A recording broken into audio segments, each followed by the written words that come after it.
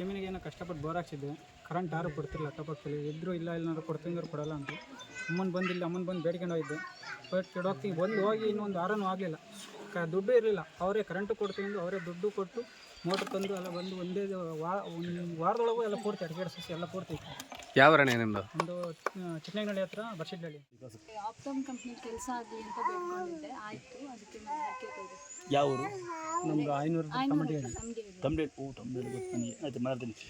ಆಯ್ತು, ನನಗೆ ಹರಕೆ ತೀರಿಸಿಲ್ಲ ಅಂತ ನನಗೆ ಗೊತ್ತಿಲ್ಲ. ಒಟ್ಟು ಹರಕೆದು ಇದು ಏನು ಅಂತ ಗೊತ್ತಿಲ್ಲ. ಒಟ್ಟು ನನಗೆ ಇಲ್ಲಿಂದ ಇದು ಇಷ್ಟು ಉರಿ ಸ್ಟಾರ್ಟ್ ಆಯಿತು. ಆಮೇಲೆ ಒಂಥರ ದಮ್ಮಣ ಹಾಕಿ ಚುಚ್ಚಿದಂಗೆ ಆಗ್ತಾಯಿದೆ, ಇನ್ನೂ ಇದೆ. ಆಮೇಲೆ ಅಂಗಾಲಿನಲ್ಲೆಲ್ಲ ಬೈರ್ಗೆ ತಗೊಂಡು ಹಿಂಗೆ ಚುಚ್ಚಿದಂಗೆ ಆಗೋದು.